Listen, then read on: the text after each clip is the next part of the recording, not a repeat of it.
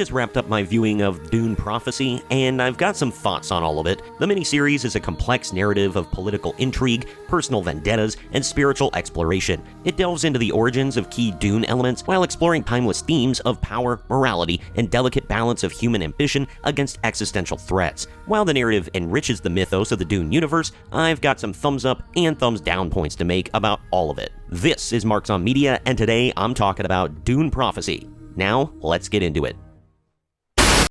Marks on Media.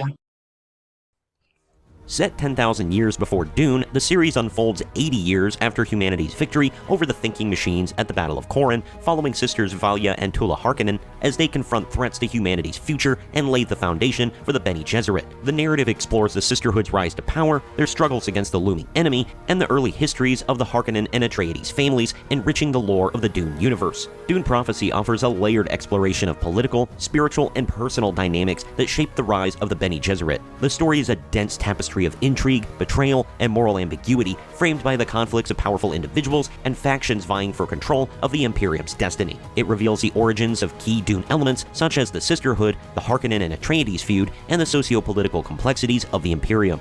Before we get into any more, I'm going to let you know that if you haven't seen the show yet and you don't want any spoilers whatsoever, this might not be the video for you. I'm not going to go deep into things and tell you every detail, but there will be a few spoilers along the way as I break this all down. Spoilers.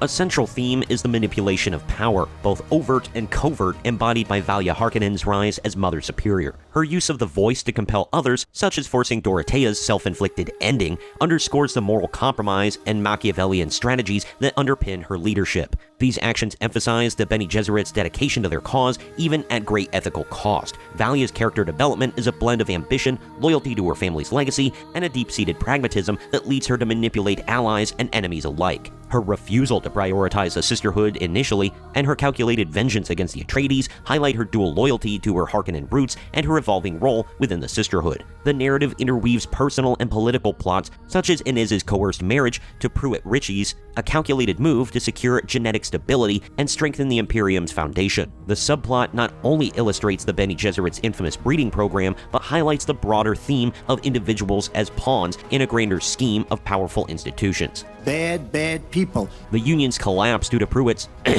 ending and its far-reaching consequences reflect the fragile balance of power in the Imperium. Desmond Hart's character introduces a chaotic element representing both the impact of insurgent rebellion and the dangers of rogue power. His immunity to Valia's voice and his ability to incinerate enemies make him a potent force, challenging the Sisterhood and the Emperor alike. His lineage, a blend of Atreides and Harkonnen bloodlines, symbolize a convergence of two great houses, with his actions serving as a fulcrum for the story's climactic moments. This also foreshadows that when you mix those two bloodlines, bad things tend to happen on a grand scale across a universe.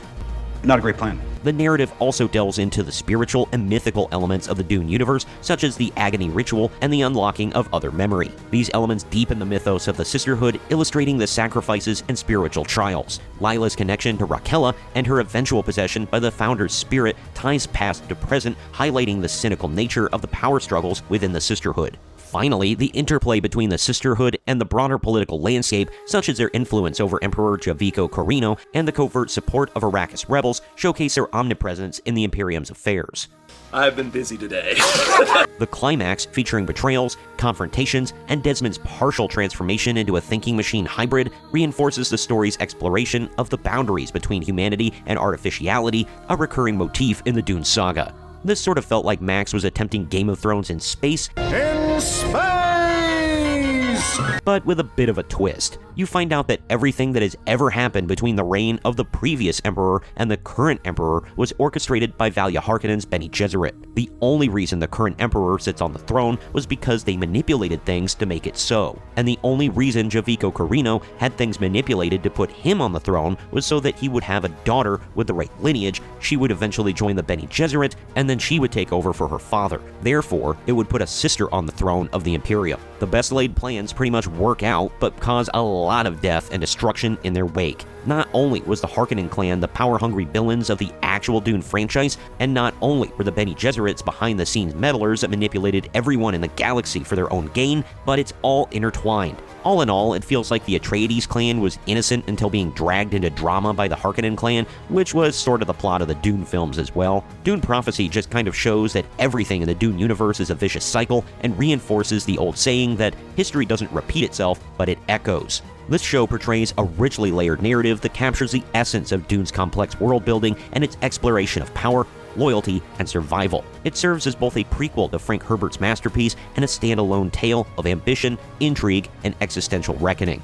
Comment with your thoughts on all of this. Do you agree with my takes? Why or why not? Did you like the show? And did I miss anything you'd like to add? Let me know down in the comment section and join in the discussion. Also, please share this video around to everyone you know, and don't forget to like the video, subscribe to the channel, and click that little bell to be notified every time we post brand new content. This has been Marks on Media, and I'll see you next time.